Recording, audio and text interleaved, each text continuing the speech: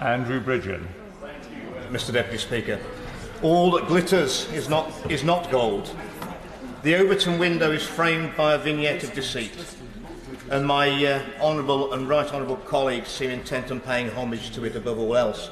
Some will say, and some have said, that Boris Johnson misled the committee and misled Parliament. Others that the committee set out to achieve their predetermined goal of finding him guilty on all charges.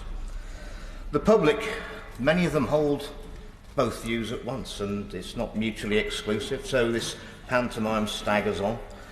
The reality is that Parliament and the public are about as far out of lockstep with each other as they've ever been.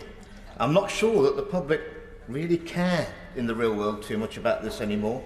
I think very few people out there in the real world trust Boris Johnson, and sadly I think through the process we've seen and the collateral damage to this reputation of the House, I think the Privileges Committee itself has been damaged and may be damaged further by revelations. It's very much, for the public concern, is a plague on all our houses. What's caused this loss of public confidence in the procedures of this House? Well, the evidence is damning. Boris Johnson and his government used behavioural scientists and spin doctors to clinically instill unreasonable fear, to scare the public into ceasing their normal lives under the guise of a biological threat so deadly they dared not go outside to see another person. We all remember the relentless day in, day out informing the public by ministers in Number 10 of death rates and horror stories. Remember the signs everywhere we looked at. Remember the adverts on the television. Remember the supermarket car parks, filled with masked citizens forced to each stand in their own car parking bay. The relentless messaging from Number 10. Stand on the stickers, follow the signposts, wash your hands, don't see your loved ones. The government decided it was its job to be that of a parent and saw the country as a toddler's playgroup, turning our police into teaching assistants, au pairs and, dare I say it, nannies. On every single account they robbed the public of their dignity. It was nothing short of unacceptable. Our ancestors would be rightly ashamed of the situation.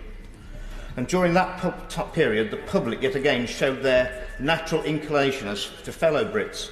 That was good-natured compliance and community spirit. We saw some of the largest demonstrations of kindness I've ever seen. And those demonstrations under immense pressure that show the real spirit of the British people.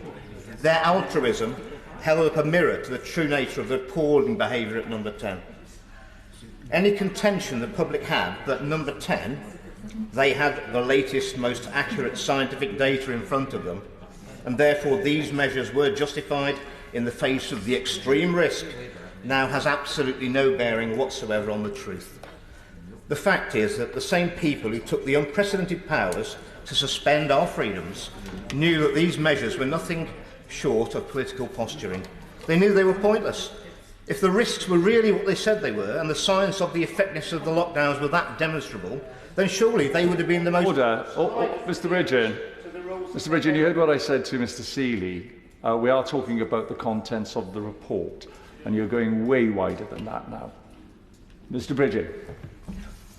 Well, I think the behaviour, Mr. Deputy Speaker, of Number 10, it was... So will the Honourable Gentleman give way? I will give way to the Honourable... Thank you, Mr. Deputy Speaker. Look, whilst it's very exciting to see what's going on, to remove a Prime Minister with an 80-seat majority, can we not just think about what happened here, or didn't happen here? So the police, the Sue Gray, what did they actually come up with? The guy being delivered a piece of cake. Look, I would have been the first person, if Boris had had parties in the flat or whatever else, I would have stood up here and I would have whinged about it. But the reality is, what we know is he accepted a piece of cake. So can people not accept that just possibly the guy stood there and really did not believe he was misleading the House? I thank the Honourable for his question and his misplaced loyalty to Boris Johnson. I think he's laudable, but I mean the behaviour in Downing Street bore closer resemblance to the set of Love Island than a collection of our country's top minds and high performers working tirelessly to steer us through dangerous waters.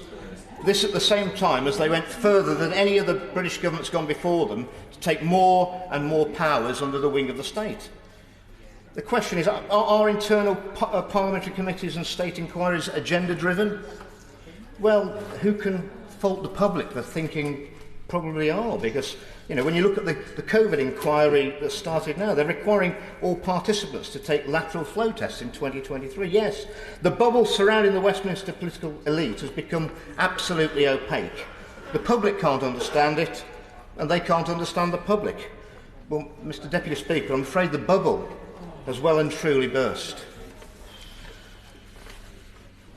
But the consensus still around the lockdowns that they were sensible, practical, acceptable for the public, and the only discussion ever allowed in this place is how long the lockdown should be.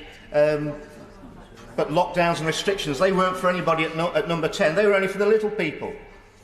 So if the data had really indicated that the virus was the most vicious threat to the country's ever faced in our lifetime, they're the words of the former Prime Minister himself, then why were those who were seeing the data firsthand and were privy to all the later briefings continually breaching their own rules?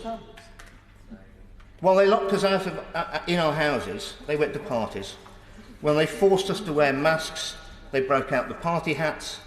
They closed our schools and they opened the bottles. Well, I'm glad they had such a good time, because the rest of our experience and collective memories, I've already given way to the honourable gentleman. The rest of our experiences of the collective memories of lockdown were not that great, to be honest. It was isolation, destroyed livelihoods, missed goodbyes to loved ones, and a new relationship with our state that bore an uncomfortable resemblance to history lessons in modern China, something none of us ever dreamed of would be true in present-day Britain. We're all human, Mr. Deputy Speaker, with all our human failings, and our health is incredibly important to us all. And we all welcome modern advances in medicine which over the centuries have reduced the nastier realities of life. But we never wanted this. What has happened at the top of our government? Rule makers of the COVID regulations deemed that their work meetings were more important than our children's education. It's almost as if they wanted to make incompetence endemic. We can never give the children back the years they lost of their schooling. We can never give the public back the time we robbed from them. But we can give them answers and legislative assurance that we'd never, ever replay this fiasco. And now, finally, Mr. Speaker, let's sign the whole thing off as a job badly done, a chapter to consign to history, a stark lesson of how not to govern. The people of North West Cheshire feel betrayed, and they have been betrayed, and it must never, ever happen again. Gentle reminder, it is this report that we're talking about today and its findings. So if people could perhaps, even if they've got speeches that they wrote 2 days, 3 days ago, and it contains things that aren't relevant to the report, please could they lose those pages and concentrate on this, please.